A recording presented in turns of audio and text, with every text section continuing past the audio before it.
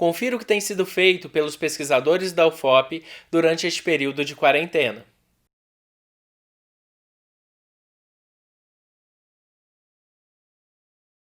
Oi, Bruno. Oi, Yara. Bom dia. Falasse bom dia, boa tarde, boa noite, boa madrugada, igual o Francisco falando, né? Porque a gente não sabe que horas que o pessoal vai ouvir isso daqui.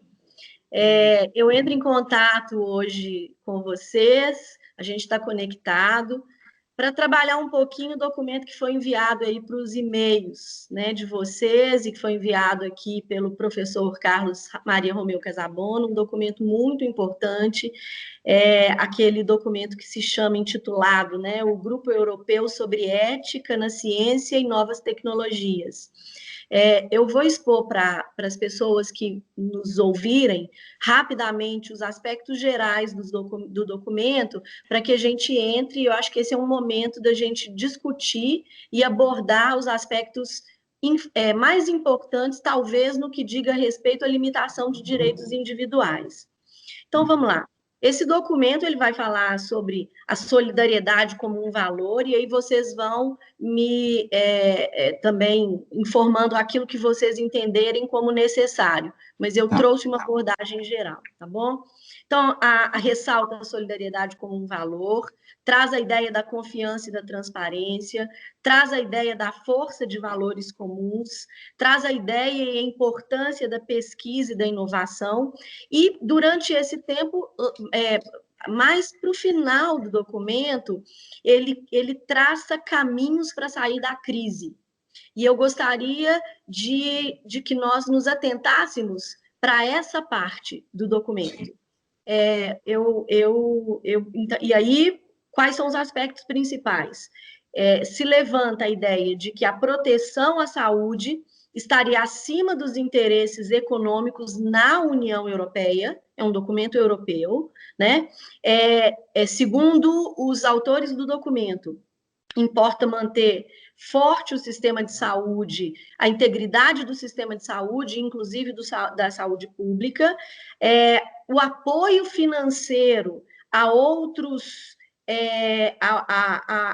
e suportes, né, a outros grupos, sejam pessoas individuais, familiares, negócios comunitários, medidas de segurança habitacional, solidariedade entre os estados, com divisão de recursos, um outro aspecto muito importante, parece que eles estão começando a se unir nesse sentido lá, né? E um quarto e um quinto aspecto, que eu acho que talvez seja a nossa ideia para discussão aqui. No item 4, eles falam: salvar vidas é o mais importante, e restrições de direitos individuais, como dados obtidos através de celulares, através de drones, através de câmeras, podem ser removidos. Posteriormente, os dados pessoais devem ser destruídos. Isso quer dizer, então, que em caso de emergência, essa possibilidade de limitação desses direitos individuais está presente. E aí, pessoal? Olha, realmente é muito interessante essa colocação da restrição a direitos e liberdades, né, que está lá no documento.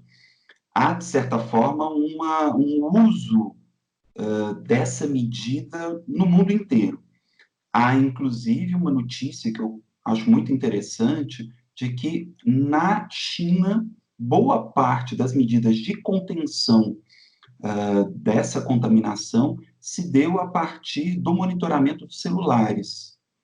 E aí é interessante, porque lá nós não estamos falando de um governo democrático, né, mas de um governo que realmente toma conta dos dados e dos direitos das pessoas. Com isso, eles conseguiram identificar quais são aqueles que entraram em contato com o infectado. Então, é muito interessante porque, por exemplo, se o infectado entra num vagão de metrô, você teria que isolar todas as pessoas que entraram naquele trem, se você não tivesse a informação de qual é o vagão. Mas como eles têm o controle de tudo, então eles conseguem isolar apenas aqueles que estiveram mais próximos dessa pessoa, fazendo o cruzamento de dados a partir de torres de telefonia celular, né? Com isso, eles chegam numa precisão muito grande, mas também na individualização e na quebra completa da privacidade das pessoas, o que no Brasil seria inviável, né?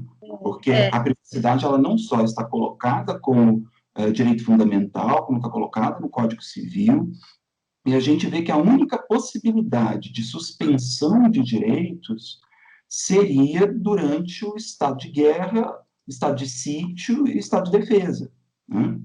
Então, assim, o estado de sítio, que seria o mais, talvez, adequado, entre aspas, para essa situação, olhando só tecnicamente, sem analisar os fatos, ele realmente dá essa possibilidade de suspender algumas das liberdades fundamentais, não só a liberdade de reunião, mas também a detenção em edifício, a obrigação de permanência em determinada localidade, a restrição aí ao sigilo de comunicações. Então, por essa medida, o direito brasileiro até permitiria, mas teria que ser uma medida drástica dessa forma, que até então nós não tivemos, né? Na Europa também, se a gente for pensar, na verdade, nós não fizemos uma pesquisa para saber como isso tem acontecido na Europa, de uma maneira geral. Mas o Sim. documento europeu, ele já sinaliza essa possibilidade. Sim. Até, quer dizer, um documento novo, um documento de abril, sinalizando essa possibilidade. Agora, o Brasil ele já se manifestou nesse sentido, né, Yara? Inclusive o ministro da Saúde, ele já até se manifestou nesse sentido. Só que talvez aqui a gente precise, e nós que trabalhamos muito com biodireito, a gente possa talvez trabalhar essa ideia de dados anônimos, dados anonimizados, quer dizer, então, vamos fugir um pouco da China, que tem o controle de tudo, como o Bruno disse muito bem. Agora, se nós trouxermos isso para cá, qual seria a forma de limitação desses direitos individuais, Yara? Você chegou a alguma conclusão? Eu acho que nós aqui do Brasil, né, da América do Sul, nós estamos tendo a oportunidade de refletir sobre essas questões mais severas aos direitos individuais, essas restrições mais severas antes que elas ocorram, porque nós estamos tendo a oportunidade de verificar o que aconteceu na China, o que está acontecendo na Europa, até nos Estados Unidos as coisas têm acontecido antes de nós, né? Então, nós estamos tendo essa oportunidade de reflexão. A reflexão ela vem principalmente a partir do momento que a BBC noticia, né, conforme o Bruno informou aí nessa reportagem, que o ministro Mandetta, né, o ministro da Saúde, ele solicitou, né, que fosse verificada a possibilidade desse mecanismo ser implementado aqui no Brasil. Qual é o mecanismo? Esse que Bruno explicou, né, de que as operadoras de telefonia celular, por meio, né, da conjugação das suas antenas, né, pudesse identificar onde tivessem aglomerações de pessoas. Só que então, a partir disso, tentar restringir essas aglomerações. Só que ele foi além. Ele falou, olha, eu também quero saber os dados pessoais. Eu quero saber nome, eu quero saber CPF. Por quê? Porque eu quero ir diretamente nessa pessoa e isolar a casa onde ela está, eu quero isolar as pessoas que tiveram contato com ela, né, e tudo mais. E é aí que nós entramos com a ideia de o que é possível do ponto de vista de ser dado anônimo e o que é anonimizado e o que é dado pessoal e que, portanto, não poderia ser acessado, né? Por mais que nós tenhamos aí uma lei geral de proteção de dados, essa lei só vai entrar em vigor em agosto. Então, a princípio, não, Yara, já foi prorrogado, inclusive, por causa dessa pandemia. Justamente. Então, a gente pensa, nossa, então não temos proteção de dados no Brasil, não, de forma alguma. Nós temos um microsistema, inclusive com fundamento constitucional de proteção de dados no país. A Anatel, né, em resposta ao ministro, já se manifestou dizendo, olha, é possível, né, que eles até dizem, com um dia de atraso, né, que nós informemos através do cruzamento de dados das antenas onde que tem aglomeração ou não. Agora, acesso a esses dados individuais, pessoais, individualizados, nome, CPF, etc., não é possível pelo microsistema de proteção de dados no Brasil. Poderia se cogitar se esse acesso poderia se dar através de decisões judiciais, né? E eu acho que a reflexão que nós fazemos poderia, desde que se analisasse cada situação concreta, ou seja, a pessoa está colocando em risco a saúde pública, então o juiz analisaria e diria, sim, eu posso divulgar esse dado porque ele está colocando em risco outras pessoas. Agora, em geral, de uma forma difusa, nem o ato do executivo, né, do Poder Executivo, nem o ato do Poder Judiciário poderia limitar de forma geral esse direito individual, que é o direito à privacidade aos dados pessoais. De forma geral, só mesmo em estado de sítio, né? Porque uma decisão... Justamente, foi o que você disse. Para não configurar, inclusive, abuso de poder, né? A grande questão, e eu acredito que o maior desafio que nós encontremos daqui para frente nessas questões é realmente como trazer efetividade para essas situações. Porque, pensem bem, a judicialização, né, nós já criticamos muito, em muitas situações não há outra situação senão a judicialização, mas, por outro lado, quando a gente fala nessas questões de limitação, dependendo da situação, ela precisa para ontem, e não para hoje nem para amanhã, né? Quer dizer, um minuto que se perca, um dia que se perca, pode ser muita contaminação e muito óbito, né? Então, nós temos que... Aí entra o grande desafio, né? Equilibrar tudo isso daí, saber quando realmente proceder a essa interferência nos direitos individuais. E esse documento ele é muito interessante porque, embora ele traga aspectos gerais, essas recomendações finais, né, que é o caminho para se sair da crise, no último item, eles colocam de uma forma muito, claro, é ampla, mas ela traz uma reflexão para todos nós, né? Porque o documento vai dizer, olha, nós precisamos aprender com a crise.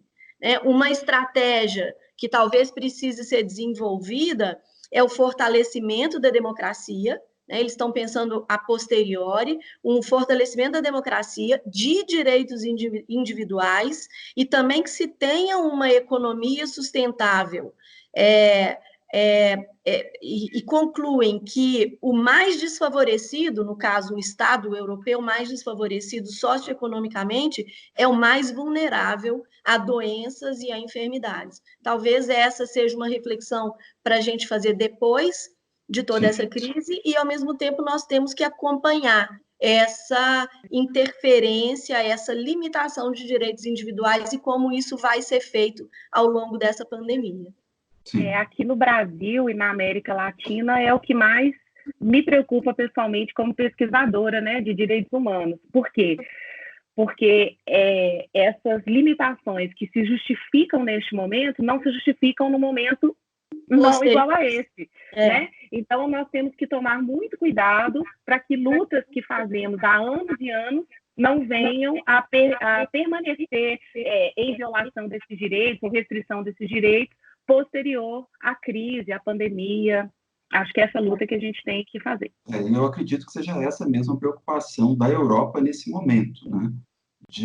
Agora, eles têm que compreender mesmo que isso não é um momento de enaltecer nacionalismo, muito ao contrário. É o momento de enaltecer mesmo a humanidade como conjunto. Porque o problema de saúde pública, ela transcende fronteiras. Não é um risco que pode ser contido dentro de uma fronteira. Por isso, inclusive, eu acredito que depois que o problema passar, toda a Europa vai ter que rever o sistema de saúde deles, que sempre foi um sistema de saúde muito individualista. A busca pela solidariedade global, né? A gente pode terminar isso daqui já chamando todos que nos assistirem ou que virem esse nosso bate-papo, porque o professor Casabona também nos enviou um informe, e aí um informe muito mais detalhado, muito interessante, já está no e-mail de cada um para a gente estudar e depois trabalhar esse informe, que é um informe do Ministério da Saúde, aí no caso espanhol, né, sobre aspectos éticos da pandemia. E esse documento ele é muito mais preciso do que esse documento europeu que nós falamos agora, porque ele traz uma amplitude maior, né? Ele congrega princípios gerais e fundamentais para essa ideia da pandemia e de solidariedade, né? Com essa construção de como sair da crise, mas o documento espanhol, ele traz muito mais informação, muito mais, ele aborda de forma mais perfunctória, né? Todos os assuntos. Então, vamos ver se nós nos encontramos num próximo momento para que a gente debata sobre ele. Combinado. Tchau, gente. Foi muito Tchau. bom.